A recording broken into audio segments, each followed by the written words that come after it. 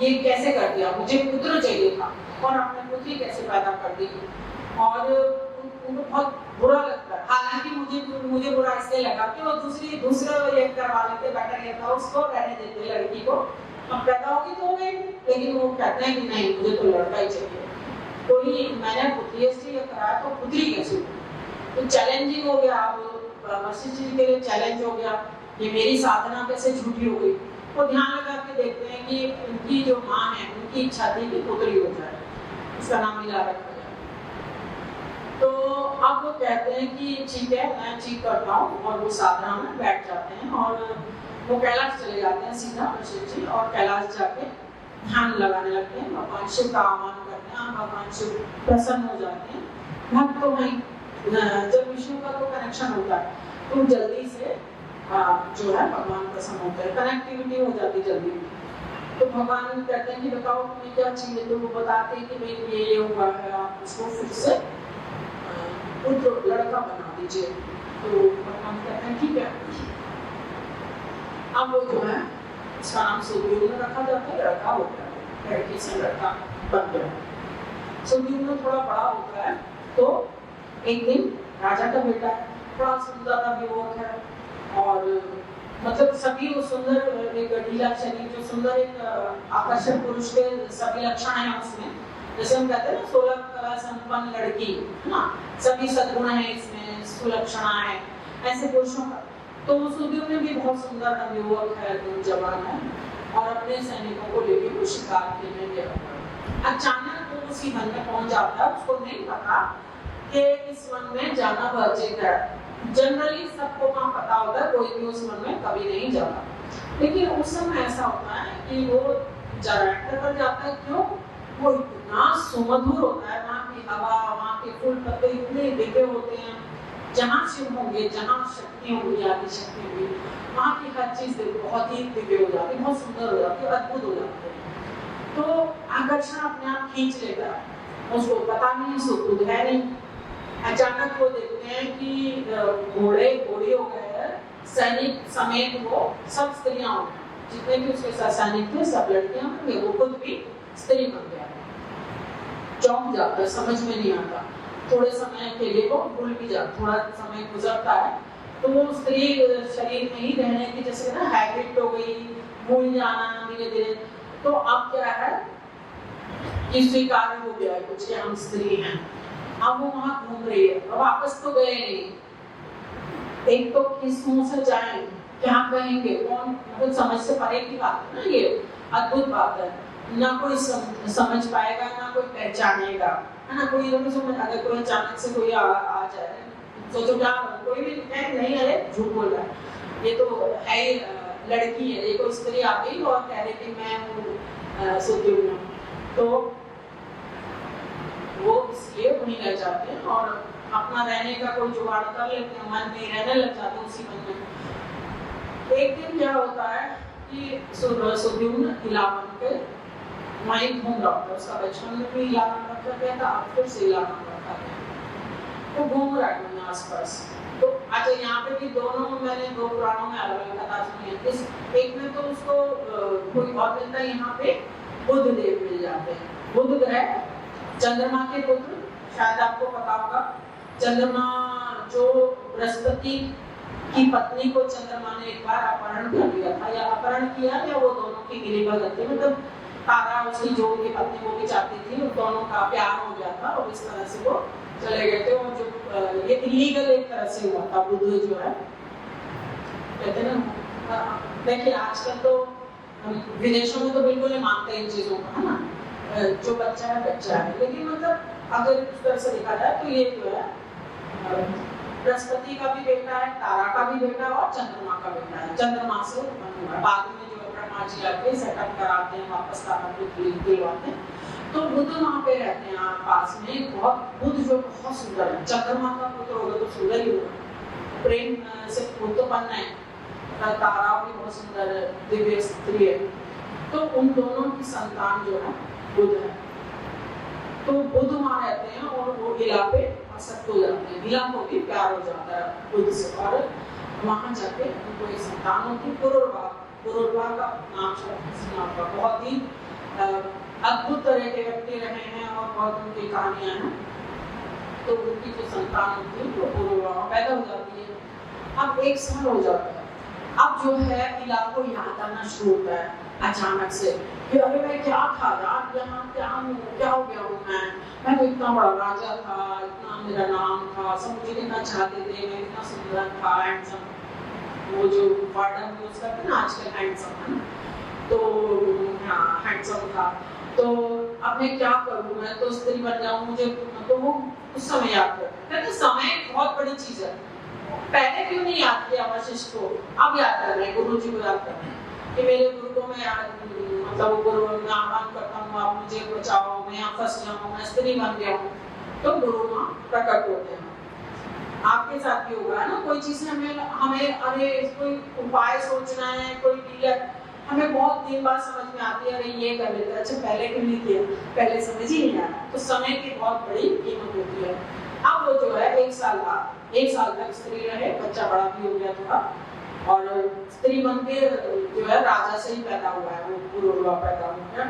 अब जो है कहते हैं कि अब मुझे अपने घर जाना है, तो वशिष्ठ जी से फिर से कहते हैं कि मैं मुझे आप कृपा करके मेरे लिए कुछ करिए जिससे मैं अपने पुराने देश में आ पाऊँ, मैं पुनः से सुग्रीव में राजा बनना चाहता हूँ। तो वशिष्ठ जी कहते हैं ठीक है, बेचारे कहते हैं ना अपने वो क्या जजमान है, तो अपने पुत्र की तरह, अपनी संतान की तरह था ना, उनका दुख तो उन्हें बहुत बड़ा दुख लगता है। तो तुरंत वो फिर भगवान शिव की शरण में जाते हैं, साधनाएं करते हैं। अब भगवान शिव प्रकट होते हैं 6 महीने में फिर से और कहते हैं कि भाई देखो मेरा ही तो शाप दिया हुआ है, अब तुम कह रहे हो कि उस वन में अगर मैं पूरा ठीक कर दूंगा तो फिर कोई मतलब ही नहीं रहा उस वन में, तुम जो मैंने दिया हुआ है सब लोगों के लिए हो, तो तुमने तपस्या की, उसका भी फल मिलना चाहिए। तो मैं ऐसा करता हूँ कि 6 महीने राजा रहेगा और 6 महीने फिर गिला बन जाएगा, तो लड़की बन जाएगा। तो वो अब बेचारा उस समय तो वो चला जाता है और 6 महीने राज्य करता है और 6 महीने छिप के अपने भवन में रहता है। तो वहाँ की जनता भी बड़ी परेशान हो जाती है कि हमारा कैसा राजा है, कभी स्त्री 6 महीने के लिए स्त्री बन जाता है, 6 महीने के लिए पुरुष हो जाता है। तो उसको खुद को बड़ा बुरा लगता है, अच्छा नहीं लग रहा होता, वो फिर से वशिष्ठ जी से प्रार्थना करता है। अब की बार वो वशिष्ठ जी माता पार्वती की साधना करते हैं कि माँ जो है ना, माँ का मन तो बहुत ही जल्दी पिघल जाता है। तो आप भी, मैं यही कहती हूँ जगत जननी की आप सब भक्त बनिए, कितना आनंद भी आता है, बच्चे बने हुए हैं और वहाँ अपने आप ख्याल रखती है। तो माँ को फिर वो समय कहते हैं भगवान भोलेनाथ को करने से है, उन्होंने तो दे दिया जो देना था, इसलिए वो माता का आह्वान करते हैं, माता की पूजा आराधना तपस्या करते हैं। माता प्रकट होती हैं और वो कहती हैं कि तुम 6 महीने का यज्ञ करो, मेरे नाम का देवी भागवत करो, और जब तुम्हारा ये यज्ञ पूरा हो जाएगा तो तुम्हारी साधना से उसका फल के रूप में तुम्हें ये पुनः से किला जो है सुद्युम्न बन जाएगी, परमानेंट बन जाएगी। तो सुद्युम्न ऐसा ही करता है, वशिष्ठ जी के द्वारा ये यज्ञ रखा जाता है 9 दिन का, और किला जो है हमेशा के लिए सुद्युम्न बन जाती है, जनता खुश हो जाती है। अब उनका जब बेटा बड़ा हो जाता है पुरुरवा, तो सुद्युम्न उसको अपना राज्य देके और हमेशा के लिए कहता मैं बन जा रहा हूँ और भगवती की आराधना करूँगा और भगवती के लोग में पहुँच जाता है। ये इसकी ये हो गया दूसरा महात्म्य। अब जो है वो पूछते हैं कि आपने हमें बताया कि भगवती के महायुद्ध से उन दोनों को भगवान कृष्ण भी प्राप्त हो गए, वसुदेव को, और सुद्युम्न भी सदा के लिए सुद्युम्न बन गया विलास। तो अब हमें ना आप बताइए कि वो देवी का लोक क्या है, कहाँ से वो प्रकट हुई है, क्या उनका स्वरूप है, क्या उनके गुण कार्य कैसे करते हैं, कैसे लीला करती है। तो वो कहते हैं कि इसके लिए मैं तुम्हें एक कहानी बताता हूँ जो कि मुझे व्यास जी से, व्यास जी को कहाँ से पता चली, नारद जी से, नारद जी ने किससे सुनी, ब्रह्मा जी से। ब्रह्मा और विष्णु का संवाद उन्होंने नारद जी ने सुना, यानी कि ब्रह्मा जी के मुख से नारद जी ने सुनी थी और नारद जी से व्यास जी ने। तो ये कहानी क्या है, एक बार मैं ब्रह्मलोक गया और मैंने भगवती के बारे में यही प्रश्न किया कि आप, क्योंकि उस समय जो है विष्णु जी आराधना कर रहे थे तो ब्रह्मा जी को आश्चर्य हुआ, और ब्रह्मा जी जब कर रहे थे तो नारद जी पूछते हैं कि भगवान आप तो सृष्टि हैं जगत के, और विष्णु जी भी पालनहार हैं, तो हम ये समझते हैं कि यही तो परम देव है, परम सत्ता है, इन्हीं के द्वारा सब कार्य होता है, सब चलता है। तो मुझे ये बताइए कि आप किसका ध्यान, किसकी आराधना, किसकी पूजा कर रहे हैं और सेवा किसकी कर रहे हैं? तो वो कहते हैं कि यही मैंने विष्णु जी से पूछा था, ब्रह्मा जी ने, और मैं अब नारद तुमको बताता हूँ पुत्र को, क्योंकि उनके मानस पुत्र है नारद जी ब्रह्मा जी के, है ना। सबको ये कहानी भी पता हो शायद, तीन जन्म बाद वो ब्रह्मा जी की मानस से पैदा हो गए थे। जैसे नई सृष्टि होती है तब तुरंत वो पैदा हो गए थे, अपने 2 जन्म उन्होंने भगवान के सुमिरन में गुजरे थे। तो अब वो कहते हैं कि देखो एक बार क्या हुआ, ब्रह्मा जी बताते हैं, यानी यहाँ व्यास जी और जो है उसको यहाँ पे सूची बताते हैं, ठीक है। मतलब चार जगह से ये स्टोरी चल रही है ना। वहाँ ब्रह्मा जी बता रहे हैं नारद जी को, यहाँ नारद जी व्यास को, और उसके बाद ये जो है व्यास जी ने बताया सूची को, सूची और शौनक आदि को बता रहे हैं, ठीक है ना। 5 स्टेप बाय स्टेप चल रही है। तो ये कहानी ऐसे चलती है बहुत सारी, अभी जन्मजय को सारी कहानी सुनाई जाती है। तो अब जो है वो कहते हैं कि अब यहाँ से नारद जी की शुरू हो जाएगी जो बातचीत है, ठीक है। यहाँ भी सूची और शौनक जी तो कर रहे हैं, लेकिन वो सूची सुना रहे हैं कि नारद जी ने ब्रह्मा जी से पूछा था कि बताइए मुझे कि आप किसकी आराधना कर रहे हैं, वो कौन? तो कहते हैं कि वो परम सत्ता है। जब वो बताते हैं कि जब सृष्टि का लय हो गया था तो विष्णु जी एक बच्चे के रूप में एक पत्ते पे पड़े हुए थे, और बड़ा पत्र था वो, विशाल सुंदर, और बहुत सुंदर बच्चे के रूप में, दिव्य बालक के रूप में अचानक से विष्णु जी प्रकट हो गए। और ऐसा ही होता है हर सृष्टि में, जैसे ही प्रलय होता है तो जो 3 सत्ताएं हैं, जो एक परम सत्ता है निर्गुण निराकार है, ठीक है। आदि शक्ति के भी 2 रूप हैं, निर्गुण निराकार, वो खुद बताइए, ये बता रही है, ठीक है। तो जब उनका आह्वान किया जाता है तो वो एक मात्र रूप में, स्त्री रूप में प्रकट होती हैं। उसी से ये 3, सबसे पहले ये 3 ही पैदा होते हैं। जैसे विष्णु जी अभी पैदा हुए हैं, सब जगह जल ही जल है। अभी धरती को भी जमीन, अभी धरती ऊपर नहीं दिख रही है, जल में पड़ी हुई है। तो आप जो है ब्रह्मा जी नारद जी को जो है बताते हैं कि जब विष्णु जी पड़े हुए पत्र पे अंगूठा चूस रहे हैं, बहुत सुंदर है, लेकिन वो दिव्य है। जैसे एक बच्चे को, शायद बच्चे पे काम इतना नहीं हुआ, वो क्या क्या सोचता है जब छोटा होता है, बच्चे इसको नहीं पता कैसे चलता है संसार। जब हम पैदा होते हैं ना तो हम अपनी इंद्रियों को हम पॉलिश करते हैं, मतलब हम बाहर को समझना शुरू करते हैं संसार को, है ना। पैदा होने के बाद माँ बाप बताना शुरू करते हैं कि ये चीज है, ये रिश्ता है, इसको मम्मी कहो, या माँ खुद कहती है कि मुझे माँ, फिर पिता को जानना, फिर घर वालों को जानना, वस्तुओं को जानना, है ना, धीरे धीरे।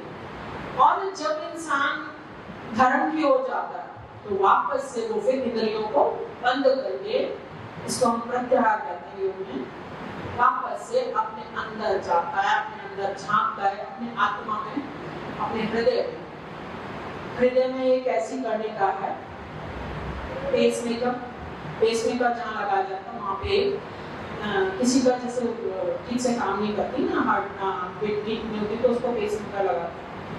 वही जगह है वास्तव में जहाँ पे ईश्वर का स्थान है। इसलिए हम कहते हैं ध्यान लगाओ।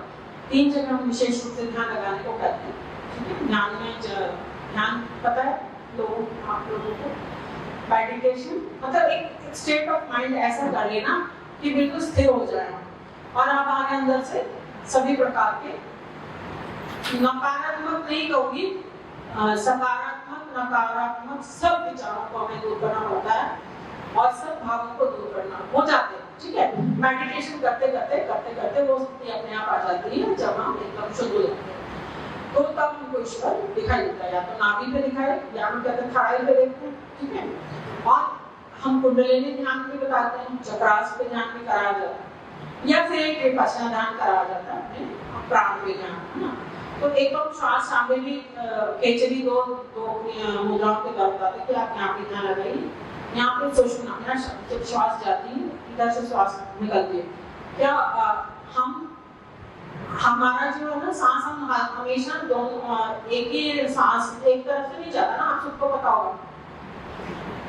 जैसे ही सुबह होती है हमारा लेफ्ट या राइट से चल रहा होता है। जनरली क्या होता है कि रात में जो है हमारा राइट चलता है, क्यों? उस समय ठंडक है। और जब सुबह होती है तो 1 घंटे के लिए, हर 1 घंटे में हमारा सांस स्वर बदलता है। इसको स्वर कहते हैं, लेफ्ट स्वर और राइट स्वर, और ईड़ा और पिंगला, और बीच में सुषुम्ना, ठीक है।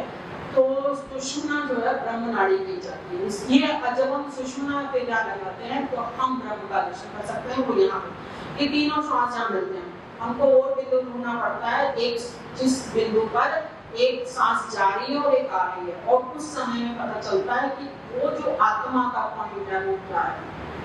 वो जो क्रिस्टल परमाणु है वो परमात्मा है, जो आत्मा है वो, तब हमको पता चलता है कि ये कैसे काम करता है। तब उससे हम सारी सृष्टि को देख सकते हैं, हम समझ सकते हैं, सुन सकते हैं, ठीक है।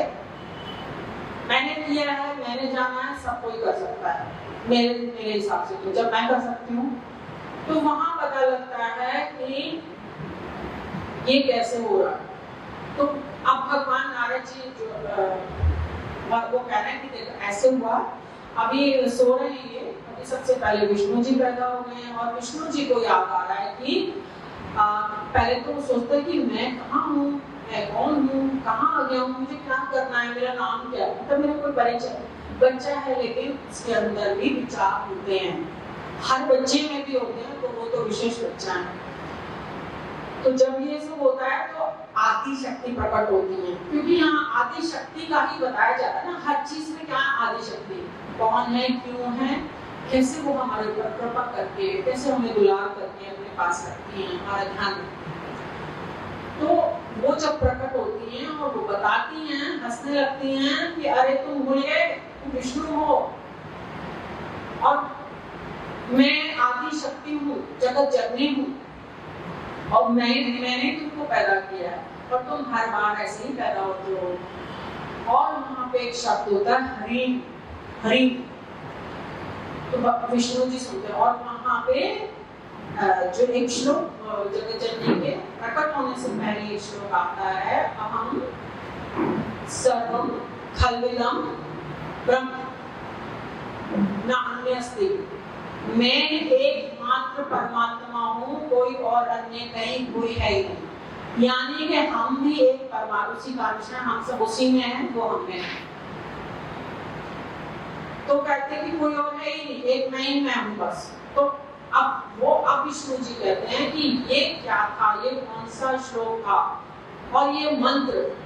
तो भगवती कहती हैं तो ये हरि मंत्र माया बीज है। माया माने आत्मा के अंदर से जो तरंगे, हर वक्त हमारे अंदर से कुछ तरंगे निकलती रहती हैं, अच्छी बुरी, विचार की, भावों की, चाहतों की, क्रियाओं की, ठीक है। और वो एक ऐसा एक पाता बना लेती हैं और आपस में गुंथ जाती हैं, जिससे भी मैं उसका कांटेक्ट करूंगी ना, उसके भी मेरे पास आएंगे विचार, भावनाएं। ऐसे होता है, जैसे हमने किसी को याद किया, दूसरा भी हमें याद करता है ना। जब भी हम कॉल करते हैं पता चलता है हाँ मैं भी तुमको याद कर रहा था, या कहीं हम जाते हैं तो भी कहता है हाँ मैं तो 2 दिन से याद कर रहा, कहते हैं हाँ मैं 2 दिन से तुम इसलिए कर रहे, मैं भी 2 दिन से याद कर रहा। जब एक याद करते हो तो दूसरे तक कहीं भी हो। यहाँ पृथ्वी की बात नहीं कि कोई यूएसए में है या यूके में है और या फिर यूएसएसआर में है, रशिया में, तो हम उसको याद कर रहे हैं और वो हम ऐसा नहीं। प्लेनेट कोई भी हो, अगर हमने कहीं भी दूसरे प्लेनेट पे भी कोई हमने उसको याद किया है तो हमारी रेस वहां तक जाती हैं और आंसर भी आता है। और ये एलियंस हम कहते हैं ना, ये जो धरती 7 लोग पाएंगे, 7 लोग, 7 लोग नीचे, 7 लोग ऊपर, है ना। वो ब्रह्मलोक, स्वलोक, सब लोग नीचे, तल, तलातल, रसातल, पाताल, ये सारे लोग हैं नीचे। तो ये जो है इस तरह से हमारी तरंगे जो काम करती है। तो जो भगवती उनको कहती है, हम बच्चे से भी कुछ कहें ना, मन से भी कहें। आप किसी बच्चे को देखिए, वो किसी पर्टिकुलर आदमी पे नहीं जाना चाहता है ना, डरेगा, वो नहीं जाएगा, रोने लग जाएगा, क्योंकि वो सोल को पहचानता है, वो अच्छी सोल नहीं है, एक पहचान है। बच्चा हमेशा अच्छे लोगों पे तुरंत चला जाएगा, भाग के दौड़ के जाएगा और खेलना चाहेगा, उसके साथ रहना चाहेगा।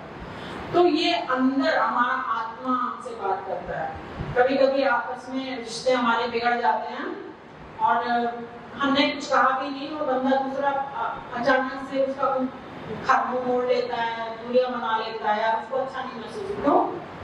हम कहेंगे हमने तो कुछ कहा नहीं, लेकिन हमारे अंदर से कोई ना कोई ऐसी तरह गई है उस पर जो उसको ऐसा महसूस हो रहा है। सपने में भी अगर किसी को ऐसा लगता है तो उसका प्रायश्चित करना चाहिए कि मेरी तरफ से कुछ गलत गया है, तो वो ऐसा रिएक्ट कर रहा है। वो अंदर से अंदर की बात होती रहती है। हम सपने देखते हैं ना, सपने यही होते हैं, लेकिन सपने सिर्फ हम सोने के बाद नहीं देखते, क्योंकि हमें पता नहीं है, अभी हमारे अंदर कुछ ना कुछ चल रहा होता है हमेशा, हर वक्त। आँख बंद करने पे हमें वो दिखने लग जाता है। जो ध्यानी ज्ञानी है वो चलते फिरते भी देखते हैं उसको, वो हाँ ना अच्छा ये बात कर रहे होते हैं। तो आम आदमी कहता है किसी पे बात कर रहा हूँ, क्या कर रहा हूँ, है ना? ऐसा कभी होता है ना? कभी कभी हम हाँ ठीक है ऐसे बोल रहे हैं, किसको बोल रहे हैं? तो हमें अभी नहीं पता चल रहा। आत्मा की बात है, अवचेतन की बात होती है ना? जैसे फ्राइड है, सिगमंड फ्राइड का नाम पता नहीं किसने सुना है, स्पेंसर आदि, ये पाश्चात्य के मनोवैज्ञानिक हैं। हमारे यहाँ पे तो अध्यात्म होता है। हम अध्यात्म में मन के ऊपर इतना बड़ा काम हुआ है। वो उनके मानसिक डॉक्टर होते थे, तो उसने ईगो और सुपर ईगो 3 चीजें दी थी कि जो हम बाहर हैं, हम बाहर कितना है 10%, 90% हम अंदर हैं। अचानक से किसी के लिए गाली निकल जाती है ना, क्यों निकल जाती है? क्योंकि कभी ना कभी अंदर तुमने सेट किया है कि वो बुरा साला। अब तुम तो सोचो यार मुझे गाली नहीं देनी है, मुझे देनी भी नहीं थी, मैंने क्यों दे दी यार? या कभी किसी के लिए अच्छा भी हो जाता है। ये अंदर हमारा, हम 90% अंदर है। जैसे समुद्र है, समुद्र ऊपर से कितना दिख रहा है हमको और नीचे कितना गहरा होता है। तो मनुष्य भी कहा गया ना, हम भी एक सागर है। और हमारा भी जो ये मनस, ये जो माइंड है, ये एक पूरी धरती है, इसके अंदर बहुत कुछ चलता है। हम हर व्यक्ति अलग है, बिल्कुल सोच समझ सब कुछ। तो वो समझते हैं, वो फिर कहते हैं कि जगत जननी, ये जो मैंने सुना ये क्या था, ये कौन सी ध्वनि थी, ह्रीं, और ये जो अहम सर्वविदं खलु नान्यस्ति, मैं ही सब कुछ हूँ, मैं ही ब्रह्मांड हूँ, मैं ही अनंत ब्रह्मांड हूँ और मैं ही सत्ता हूँ। वो क्या है? तो सारा ज्ञान उस एक श्लोक से निकला है, सारा पुराण समस्त ज्ञान। और जो ह्रीं, तो वो कहती है कि तुम ये माया बीच मेरा करो, माया को जानोगे तो तुम्हें सारा ज्ञान प्राप्त हो जाएगा। तो वो इस तरह से जो है विष्णु जी ह्रीं का जाप करते हैं। आप सब भी अगर किसी को भी चाहिए कि हम जाने ज्ञान क्या है, क्या आत्मा है, क्या परमात्मा है, कैसे काम होता है, एनर्जी जिसको हम कहते हैं कैसे वर्क करती है, किसके साथ कैसे सकती है, क्यों जाती है, कैसे हम उसको रोक सकते हैं, अपनी इच्छाओं को हम कैसे समझ सकते हैं। और जब हम उनको जान जाएंगे तो हमारी जो अनिच्छित इच्छाएं, जो हमें पता है गलत चीजें हैं, गलत आदतें हैं, वो स्वतः ही छूटनी शुरू हो जाएंगी। तो इसलिए ह्रीं या क्लीं एक ना एक बीच का जाप सबको करना चाहिए। चलते फिरते कैसे, अभी विष्णु जी ने वही शुरू किया कि तुमको ज्ञान होगा, शक्ति ने कहा, उन्होंने वो किया। उसके बाद ब्रह्मा जी उनकी नाभि से प्रकट होते हैं कमल के रूप में, और फिर ब्रह्मा जी भी ज्ञान प्राप्त करने के लिए उत्सुक हैं। उनको वो स्टेम ऐसे नहीं है कि यहाँ पे विष्णु जी और यहाँ ब्रह्मा, बहुत ऊंची स्टेम है वो, जो उनकी घंटी है ना आकाश में है।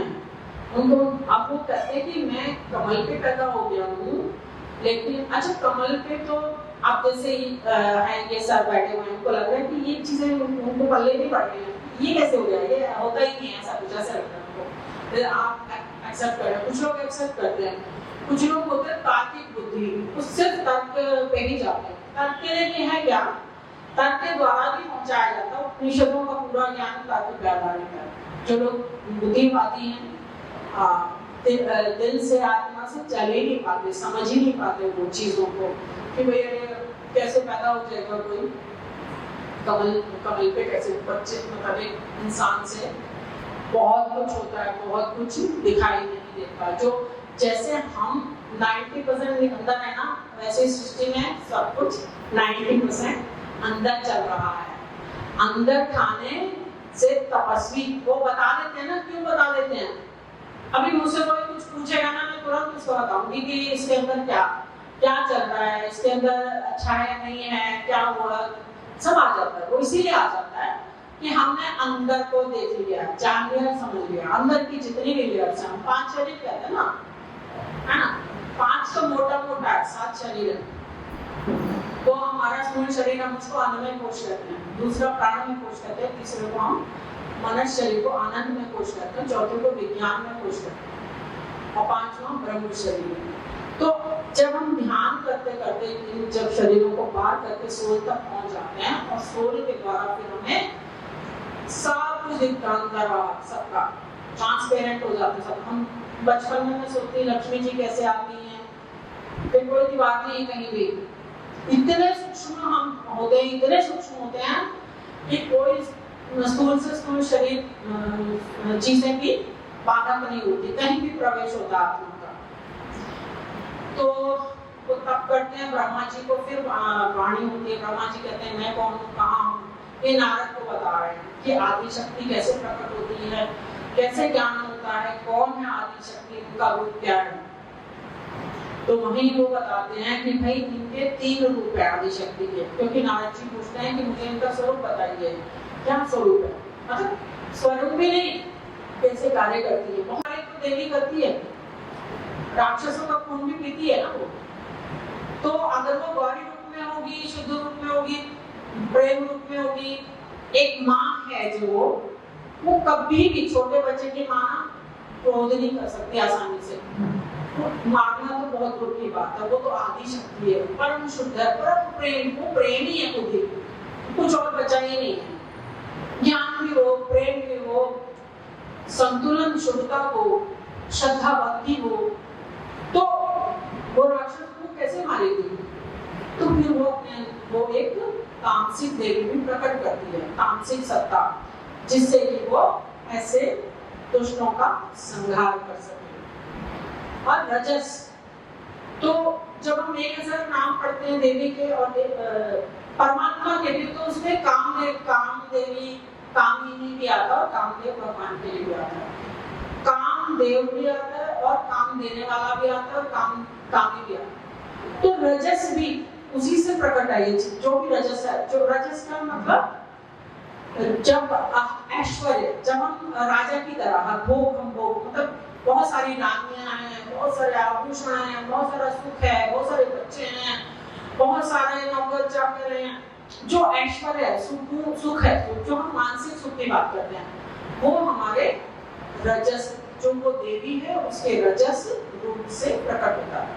अब सत्व रहेंगे, सत्व क्या है? सत्व कहाँ प्रकट होता है? जितनी भी शुद्धता है, जितना भी तप है, जितना भी त्याग है, वो सत्व गुण से, जो सत्व सत्ता है, जो चैतन्य शक्ति का एक शुद्ध रूप है, वो सत्व है। तो उससे ऋषि मुनि, तपस्वी, ज्ञानी, ध्यानी और जो कलाकार होते हैं ना बड़े बड़े, चाहे वो किसी भी फील्ड के हों, वो कहीं ना कहीं उनमें वो रजस और सत्व का कॉम्बिनेशन होता है। क्योंकि कोई ना तो बिना तमस के कोई हो नहीं सकता इंसान, बिना रजस के भी नहीं हो सकता, और सत्व ऐसी चीज है उसको हमको पाना पड़ता है, और बहुत थोड़ा सा, कहते हैं ना कि शमशान कराइए, एक आम आदमी में 90% तक राजसिक और तामसिक रूप है। अब इसमें भी जैसे हम कहते हैं ना ब्राह्मण एलीट की जो क्लास है, जो कहीं ना कहीं ध्यान दिमाग से भी चलती है, भाव से चलती है।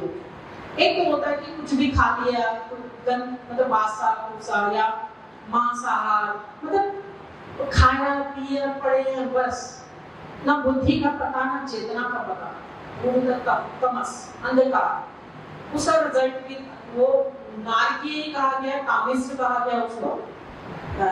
इसमें भी हम बताएंगे कि क्या क्या चीजें कितने होते हैं। इससे भी होते हैं, तमस के भी कई होते हैं, राजस के भी होते हैं, सत्व के भी होते हैं, क्योंकि इनकी कॉम्बिनेशन कितना परसेंट किसके अंदर रजस है तो उस हिसाब से उसके अंदर वो बढ़ जाएगा, और जितना उसके अंदर तमस है, तमस कितना है वो बढ़ जाएगा। अब सबके अंदर तो तमस जो है बहुत ही कम होता है, नाम मात्र का, ठीक है। लेकिन होगा जरूर, जिस दिन उसका सारे गुण मिट जाएंगे उस दिन उसका शरीर पूरा।